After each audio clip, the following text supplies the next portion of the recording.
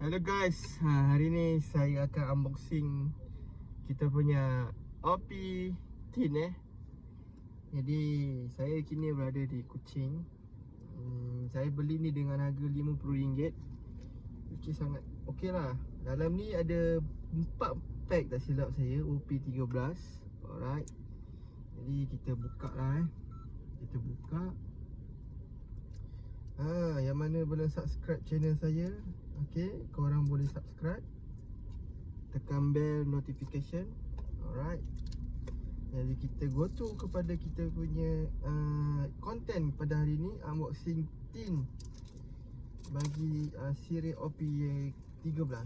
Alright, harap-harap ada mangga harap-harap ada mangga Okey Roger, tengok apa yang berada di dalamnya. Alright, tengok adakah kita mendapat Siranami.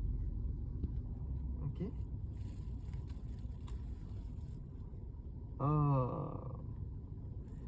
Nampak gayanya kita dapat ni je guys.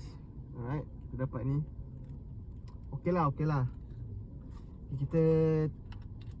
Kita go through kita punya inti dalam ni. Alright, kita tengok apa yang berada di dalam. Alright, 1, 2, 3 dan 4 pack Okay, kita tengok.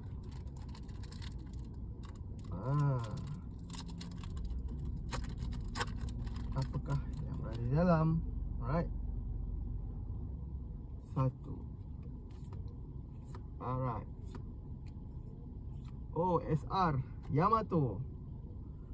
SR Yamato geng. Alright, nice. Okay, jom kita tengok lagi. Kita dapat apa geng?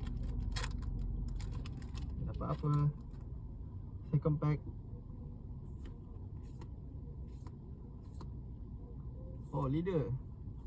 Okay, nothing. Tapi tak apa, saya akan masuk binder dekat OP ni. Saya akan masukkan dalam binder. Alright, pack yang ketiga geng. Let's go. Pack yang ketiga, mengharapkan keluar manis-manis 1, 2, 3, 4. Di belakang ni dia keluar dengan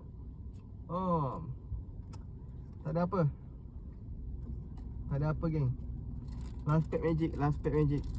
Alright, last pack magic geng. Okay, last pack magic, come on.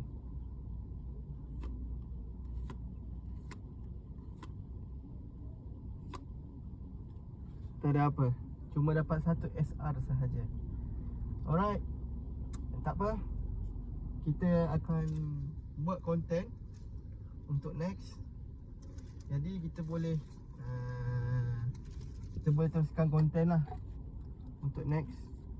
Kita dapat SR ni sahaja, SR Yamato geng. Alright, untuk satu tin ni.